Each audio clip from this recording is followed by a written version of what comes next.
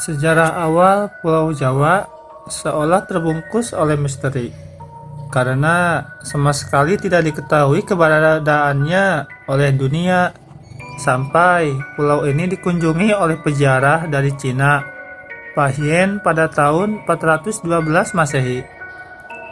Berdasarkan buku sejarah goib Tanah Jawa, karangan Siwi Leadbeater, cetakan 1 Maret 2015, disebutkan pada 2000 tahun sebelum Masehi, Pulau Jawa sudah menjadi koloni bangsa Atlantis.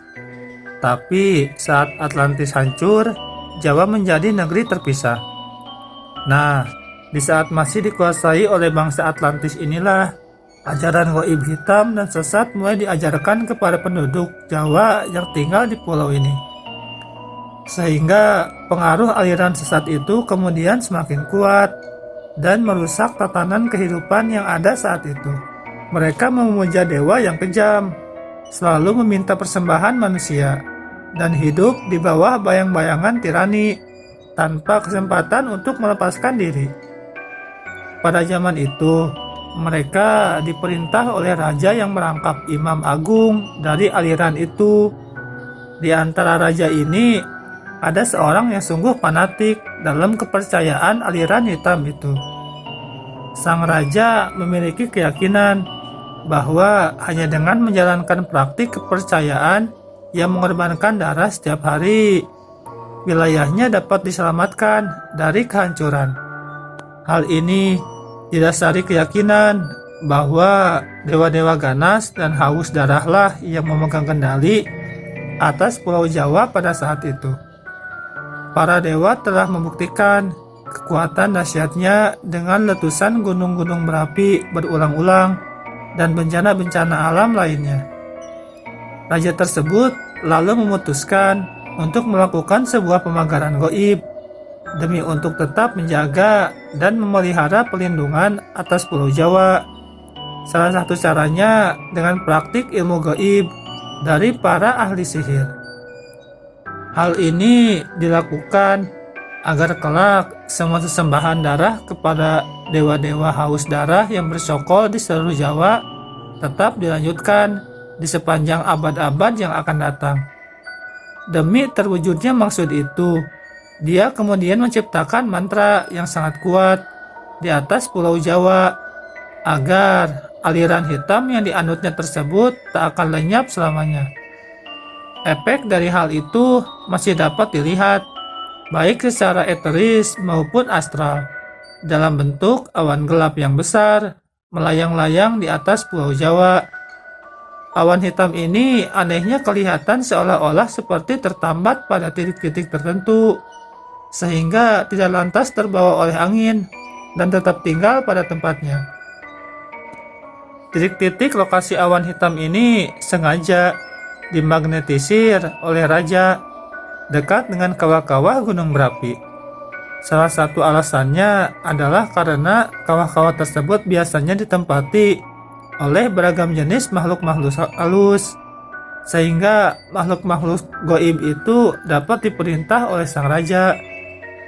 Kemudian, pada 1200 tahun sebelum Masehi, terjadi invasi secara damai terhadap Pulau Jawa oleh Raja Paipaspata Manu yang beragama Hindu.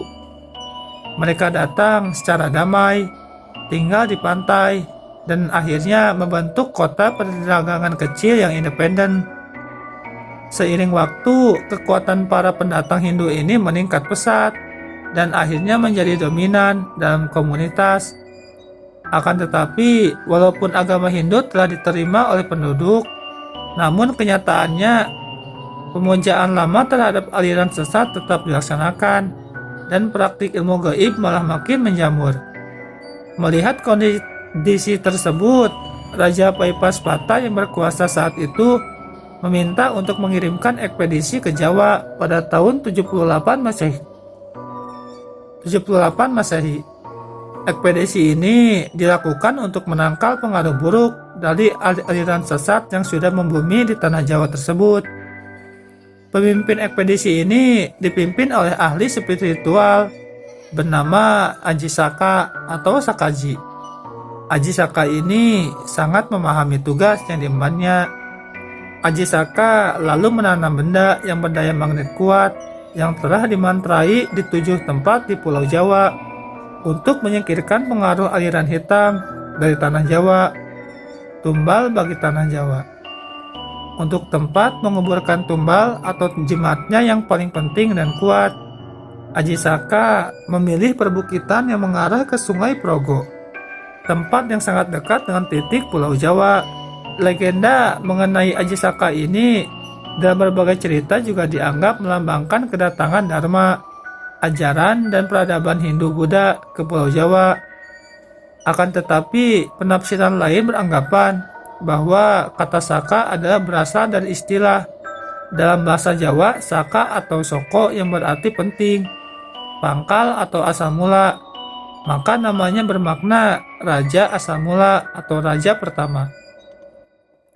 Mitos ini mengisahkan mengenai kedatangan seorang pahlawan yang membawa peradaban, tata tertib dan keteraturan ke Jawa. Karena Aji Saka telah mengalahkan Raja Jahat Prabu Dewata Cengkar, sang penguasa hitam yang kala itu menguasai Pulau Jawa.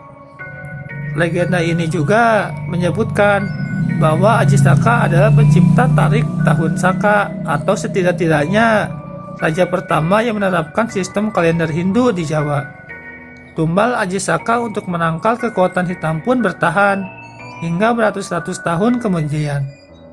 Hingga sampai pada keadaan di mana jin kembali berkuasa, hujan darah di mana-mana, bencana merajalela. Pada masa ini berkembanglah beberapa aliran ilmu goib di Pulau Jawa, di antaranya kejawen, klinik, dan kebatinan. Lalu pada abad 13 datanglah Syekh Subakir, seorang ulama yang dikirim Kesultanan Turki Utsmaniyah ke tanah Jawa. Syekh Subakir adalah seorang ulama besar yang dikirim untuk menumbal tanah Jawa dari pengaruh negatif makhluk halus saat awal penyebaran ajaran Islam di Nusantara. Karena Syekh Subakir mengetahui kondisi Pulau Jawa banyak dipengaruhi unsur gaib yang sangat mengganggu. Lalu Syekh Subakir membawa batu hitam dari Arab yang telah dirajah. Kemudian dengan karomah yang dimilikinya, batu hitam itu dengan nama Raja Aji Kala Cakra tersebut dipasang di tengah-tengah tanah, yaitu di puncak Gunung Tidar, Magelang. Karena Gunung Tidar dipercayai sebagai titik sentral atau pakunya tanah Jawa. Hasilnya, kekuatan gaib yang mengganggu di Pulau Jawa dapat dihalau. Pada masa itu, ilmu kebatinan berkembang lagi menjadi beberapa cabang, yaitu ketabiban, kawaskitaan, kesaktian, kanuragan, kekebalan, pengasihan, termasuk juga tenaga dalam. Kemudian, sepeninggal Syekh Subakir, pemagaran gaib terhadap pengaruh negatif dilanjutkan oleh para wali songo. Para wali ini mengajarkan ajaran Islam. Salah satu di antaranya yang terkenal yaitu Sunan Kalijaga.